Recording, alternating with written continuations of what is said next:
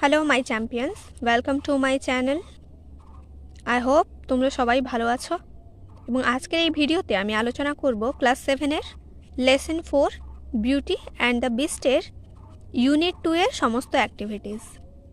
প্রথমেই বলবো, যারা আমার চ্যানেলে নতুন এসেছো তারা অবশ্যই চ্যানেলটিকে সাবস্ক্রাইব করো এবং তোমার বন্ধুদের সঙ্গে শেয়ার করে দিও এবং কেমন লেগেছে ভিডিওটি অবশ্যই কমেন্ট করে জানিও। চলো আজকের এই ভিডিওটি শুরু করি। চলে এসো অ্যাক্টিভিটি 5। দেখো, fill in the table with information from the text. তোমাদের টেক্সট থেকে ইনফরমেশন নিয়ে এখানে পূরণ করতে হবে। কজ এবং ইফেক্ট তোমরা আগে করেছো অনেকবার। কজ মানে কারণ আর ইফেক্ট হচ্ছে ফলাফল। কারণ, যার ফলাফল দেওয়া আছে তার কারণ লিখতে হবে আর যার কারণ দেওয়া আছে তার ফল লিখতে হবে। ওকে, প্রথমে দেখো এখানে ফল দেওয়া আছে। The merchant moved over to a village farmhouse. যে মার্চেন্ট গ্রামের একটা ফার্ম হাউসে চলে গেছিল, তার কারণ কি লিখতে হবে। এখানে কারণটা লেখা আছে, দেখো। The merchant lost all his wealth in a tempest on a sea. Merchant গেছিল ভিলেজের ফার্ম হাউসে থাকতে কারণ সে এক সামুদ্রিক ঝড়ে তার সমস্ত ধনসম্পত্তি হারিয়েছিল। এবার চলো আমি তোমাদেরকে প্যাসেজ থেকে দেখিয়ে দিই কোন জায়গাটা তুলে দিতে হবে। তোমরা চলে এসো 32 নম্বর পেজ অর্থাৎ ইউনিট 1, 2 নম্বর প্যারাগ্রাফে। দেখো, the merchant lost all his wealth in a tempest on a sea. এইটা হচ্ছে উত্তর। এবার দেখো কজ দেওয়া আছে, তোমাদেরকে ইফেক্ট লিখতে হবে। দি মার্চেন্ট প্রমিসড টু সেন্ড বেলে two the castle. Merchant promise করেছিল যে বেলেকে ক্যাসেলে পাঠিয়ে দেবে। তার কারণ, তার ফল কি লিখতে হবে। দেখো, the beast sent him on his way with jewels and fine clothes for his daughters.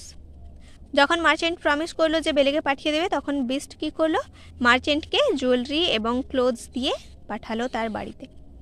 এবার দেখিয়ে দিই প্যাসেজে কোথা থেকে লিখতে হবে তোমাদের। তোমরা চলে এসো 34 পেজ, ইউনিট 1, 34 পেজ। দেখো, the beast sent him on his way with jewels and fine clothes for his daughters. এতটাই হচ্ছে উত্তর।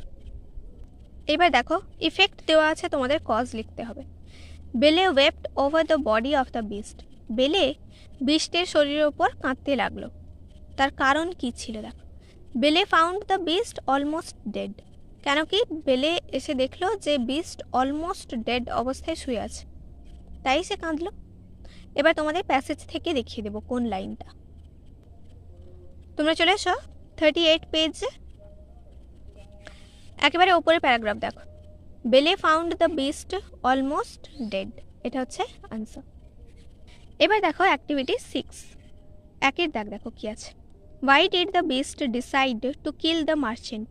কেন বিস্ট মার্চেন্টকে হত্যা করবে বলে সিদ্ধান্ত নিয়েছিল। তোমরা ইউনিট 1-এ পড়েছো যে কেন কি বিস্টের আতিথেয়তা গ্রহণ করার পরেও মার্চেন্ট কি করেছিল, তার মোস্ট প্রেসেস পজিশন অর্থাৎ ওই যে রোজটা বাগান থেকে তুলেছিল, তাই বিস্ট এরকম একটা সিদ্ধান্ত নিয়েছিল। এবার আমি তোমাদের প্রথমে প্যাসেজ থেকে দেখিয়ে দিচ্ছি উত্তরগুলো, তারপর আমি খাতায় সুন্দর করে লেখা আছে সেটা তোমাদেরকে দিচ্ছি, তোমরা ওটা খাতা দেখে নোট ডাউন করে নিবে। তোমরা চলে এসো 33 পেজে, শেষ থেকে 3 নম্বর প্যারাগ্রাফ। দেখো, এই যে you are taking way my most precious possession after accepting my hospitality. এটাই হচ্ছে উত্তর। এবার একে একটু একটু কারেকশন করতে হবে, যেমন ইউর জায়গায় হি লিখতে হবে।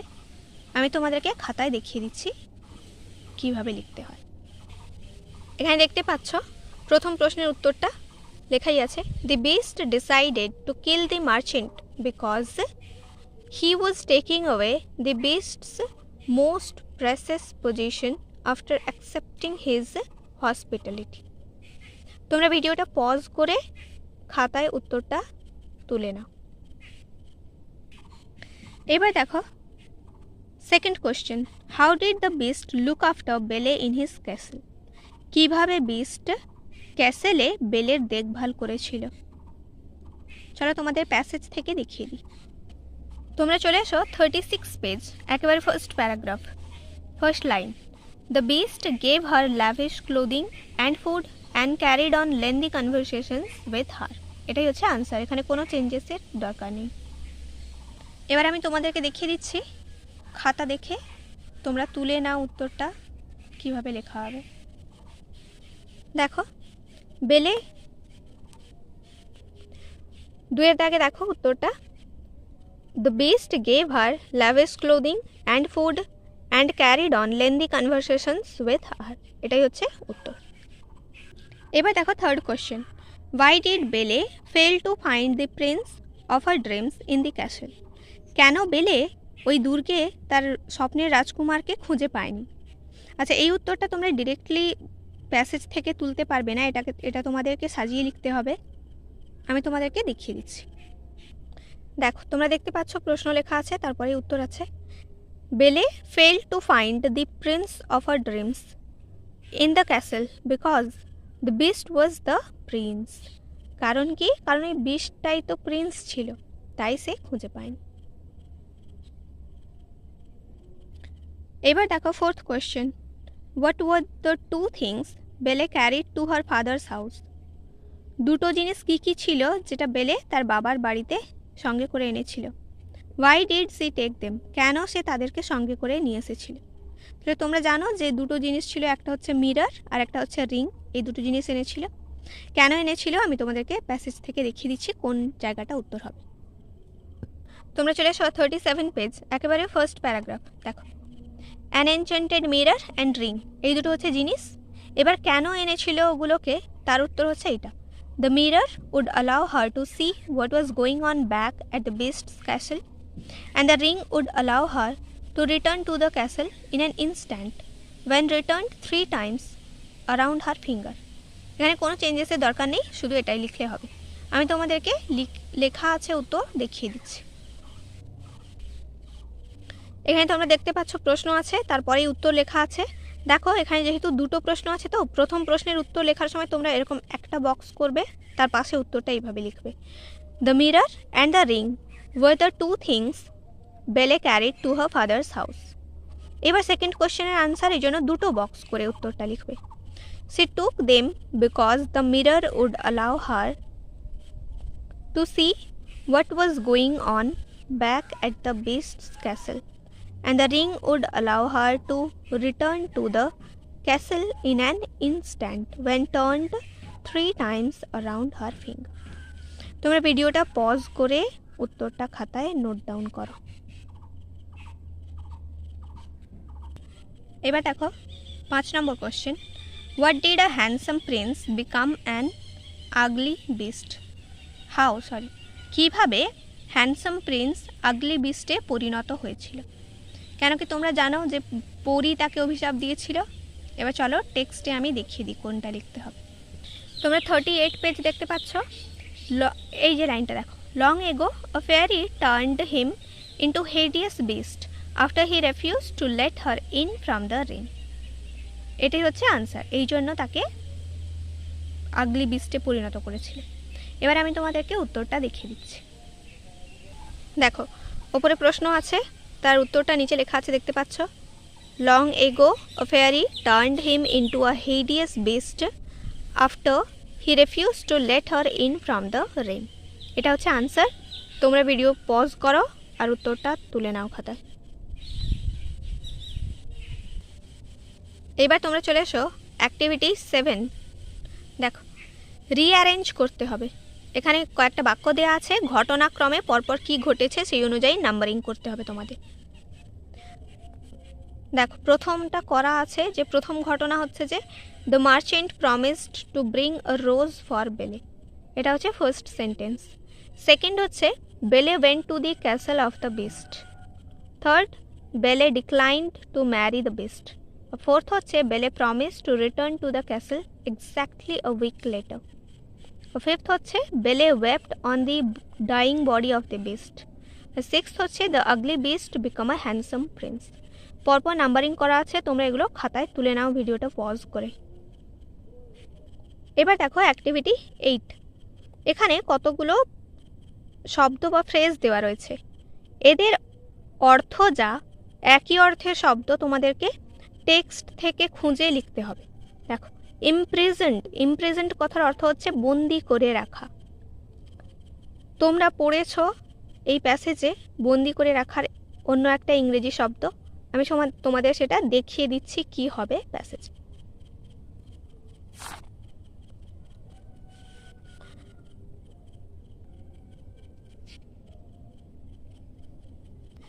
এবার চলে এসো অ্যাক্টিভিটি 8। দেখো, তোমরা চলে এসো 36 পেজ। এখানে দেখো একটা শব্দের তলায় দাগ দেওয়া রয়েছে, এটা হচ্ছে ক্যাপটিভ কথার অর্থ হচ্ছে বন্দি করে রাখা। এটাই হচ্ছে আনসার। এবার দেখো next, that which can not be seen, যা কিছু দেখা যায় না। তোমরা চলে এসো 36 পেজে। দেখো একটা শব্দের তলায় দাগ দেওয়া রয়েছে ইনভিজিবল কথার অর্থ হচ্ছে যা কিছু দেখা যায় না। এটাই হচ্ছে আনসার। এবার দেখো third, friendly and kind behaviour to guests, অতিথির প্রতি বন্ধুত্বপূর্ণ এবং দয়ালু আচরণ। তোমরা চলে এসো 33 পেজ অর্থাৎ ইউনিট 1। দেখো, এখানে একটা ওয়ার্ড আছে হসপিটালিটি। এই হসপিটালিটি কথার অর্থ হচ্ছে আতিথেয়তা করা, বন্ধুত্বপূর্ণ আচরণ গেস্টের সঙ্গে, এটাই হচ্ছে হসপিটালিটি। এটাই হচ্ছে আনসার। এবার দেখো, কমপ্লিটলি চেঞ্জড, পুরোপুরি বদলে যাওয়া। তোমরা চলে এসো 38 পেজ। দেখো আছে এখানে ট্রান্সফর্মড, মানে পুরোপুরি বদলে যাওয়া। এটাই হচ্ছে আনসার। এবার তোমরা চলে এসো অ্যাক্টিভিটি 9। দেখো, অড ওয়ান আউট। তোমাদেরকে বেমানানটা খুঁজে লিখতে হবে। 4টে করে ওয়ার্ডস দেওয়া আছে, তার মধ্যে বেমানান যেটা সেটা খুঁজে বের করতে হবে। দেখো, ম্যানশন মানে বড় বাড়ি, প্যালেস মানেও বড় বাড়ি, ফ্ল্যাট হচ্ছে তোমরা জানো ফ্ল্যাট বাড়ি, যে ছোট ঘর যেটা হয়, হিউজ হাউস মানেও বড় বাড়ি বা অট্টালিকা। তাহলে এখানে অড ওয়ানটা হচ্ছে ফ্ল্যাট। এবার দেখো, ড্রিজল, স্টর্ম, টেম্পেস্ট, সাইক্লোন, এদের সবার অর্থ হচ্ছে বড় ঝড়। এই যে স্টর্ম, টেম্পেস্ট, সাইক্লোন, এদের সবারই অর্থ হচ্ছে ঝড়। এখানে অড ওয়ান হচ্ছে ড্রিজল। এবার দেখো, ফ্রেন্ড, ফো, অ্যালাই, কম্প্যাট্রিয়ট, ফো বাদ দিয়ে বাকি সকলেরই অর্থ হচ্ছে বন্ধু। ফো মানে হচ্ছে শত্রু, তাহলে এখানে অড ওয়ান হচ্ছে ফো। রেফিউজ, অ্যাকসেপ্ট, ডেক্লাইন, ডিনাই, এখানে অ্যাকসেপ্ট বাদ দিয়ে সকলেরই অর্থ হচ্ছে প্রত্যাখ্যান করা বা বাদ দেওয়া। অ্যাকসেপ্ট মানে হচ্ছে গ্রহণ করা, অ্যাকসেপ্ট হচ্ছে এখানে অড ওয়ান। এখানে দেখো activity 11, underline the participle adjectives in the following sentence. এই সেন্টেন্সগুলোতে তোমাদের অ্যাডজেক্টিভস খুঁজে বের করতে হবে। ওই অ্যাডজেক্টিভসগুলো হচ্ছে পার্টিসিপল। আমি এখানে শুধু উত্তরগুলো বলে দিচ্ছি, তোমরা কনসেপ্ট ক্লিয়ার করতে চাইলে আমি আলাদা করে পার্টস অফ স্পিচের ক্লাস নিয়েছি, তোমরা ওই ভিডিওটি দেখলে তোমাদের পার্টস অফ স্পিচ সম্পর্কে ধারণা ক্লিয়ার হয়ে যাবে। পার্টস অফ স্পিচের ভিডিওর লিঙ্ক তোমরা ডেসক্রিপশনে পেয়ে যাবে এই ভিডিওর। তোমরা ওই লিঙ্কে গিয়ে ভিডিওটি দেখে নেবে, তোমরা বুঝতে পেরে যাবে যে অ্যাডভার্ব, অ্যাডজেক্টিভ, নাউন, প্রোনাউন এগুলো কী ব্যাপার। আমি এখানে শুধু তোমাদের উত্তরটাই বলে দিচ্ছি। দেখো, রুনা ইজ ট্রেন্ড নার্স, এখানে ট্রেন্ড হচ্ছে অ্যাডজেক্টিভ। এক কথায় অ্যাডজেক্টিভ হচ্ছে কি, যে বর্ণনা করে নাউন সম্পর্কে, সেই হচ্ছে অ্যাডজেক্টিভ। এখানে নার্সের কথাই বলছে, ট্রেন্ড মানে প্রশিক্ষণপ্রাপ্ত নার্স, তাহলে এখানে ট্রেন্ড হচ্ছে অ্যাডজেক্টিভ, অর্থাৎ এই নার্সটা কেমন, ট্রেন্ড, এই হচ্ছে adjective. The police caught the absconding prisoner, এখানে অ্যাবসকন্ডিং হচ্ছে অ্যাডজেক্টিভ। এখানে প্রিজনার মানে হচ্ছে জেলে বন্দি যারা, তাদেরকে বলা হয় প্রিজনার। অ্যাবসকন্ডিং মানে পলাতক, পালিয়ে যাচ্ছে এরকম। তাহলে এই প্রিজনারকে বর্ণনা করছে অ্যাবসকন্ডিং ওয়ার্ডটা, এখানে অ্যাবসকন্ডিং হচ্ছে adjective. Rising sun looks bright, এখানে অ্যাডজেক্টিভ হচ্ছে রাইজিং। সানকে বর্ণনা করছে, সানটা কেমন, রাইজিং, মানে উদয় হচ্ছে এরকম sun. Do not board a running bus, চলতি বাস কখনো উঠতে নেই। তাহলে এখানে আনসারটা হচ্ছে রানিং হচ্ছে এখানে অ্যাডজেক্টিভ। বাসকে বর্ণনা করছে, বাসটা কেমন, running. The sleeping girl is looking beautiful, এখানে অ্যাডজেক্টিভ হচ্ছে লুকিং, সরি এখানে আনসারটা হবে স্লিপিং অ্যাকচুয়ালি। ওকে, গার্ল হচ্ছে এখানে নাউন, তাকে বর্ণনা করছে স্লিপিং, মেয়েটা কেমন, ঘুমন্ত, তাহলে স্লিপিং হচ্ছে এখানে অ্যাডজেক্টিভ। এবার তোমরা চলে এসো activity 12, identify whether the following sentences are in direct or indirect speech. তোমাদেরকে আইডেন্টিফাই করতে হবে যে নিচের যে স্পিচগুলো এগুলো ডিরেক্ট নাকি ইনডিরেক্ট। আগে আমি একটু বলে দিই যে ডিরেক্ট আর ইনডিরেক্ট স্পিচটা কী। ডিরেক্ট স্পিচ হচ্ছে যে যখন কোনো বাক্য ইনভার্টেড কমার মধ্যে থাকে সেটাই হচ্ছে ডিরেক্ট স্পিচ, আর যখন ইনভার্টেড কমার মধ্যে থাকে না তখন হলো ইনডিরেক্ট স্পিচ। তোমরা দেখেই বুঝতে পারছো কোনটা ডিরেক্ট আর ইনডিরেক্ট স্পিচ। দেখো, হি সেড কমা ইনভার্টেড কমার মধ্যে আই অ্যাম বিজি, তাহলে এখানে একটা এই কমাগুলোকে বলা হয় ইনভার্টেড কমা। এই ইনভার্টেড কমার মধ্যে যেহেতু এই লাইনটা লেখা আছে তাই এটা হলো একটা ইনডিরেক্ট স্পিচ। এবার নিচের বাক্য দেখো, the master said that the clerk would not attend office that day. এখানে কোনো ইনভার্টেড কমা কিচ্ছু নেই, তাহলে এটা হচ্ছে একটা ইনডিরেক্ট সেন্টেন্স। এবার দেখো, the student said that she had left her bag there. এখানেও কোনো ইনভার্টেড কমা নেই, তাই এটি একটি ইনডিরেক্ট স্পিচ। এবার দেখো নিচের বাক্য, she said I am living for Delhi now. এখানে ইনভার্টেড কমা আছে, তাই এটা হচ্ছে একটা ডিরেক্ট স্পিচ। ওকে বন্ধুরা, তাহলে আজকের এই ভিডিওতে আমি এখানেই শেষ করছি। সমস্ত অ্যাক্টিভিটি খুব সুন্দর করে আলোচনা করে দিয়েছি আমি। তোমাদের কেমন লেগেছে ভিডিওটি অবশ্যই কমেন্ট করে জানিও। দেখা হচ্ছে আবার পরের ভিডিওতে।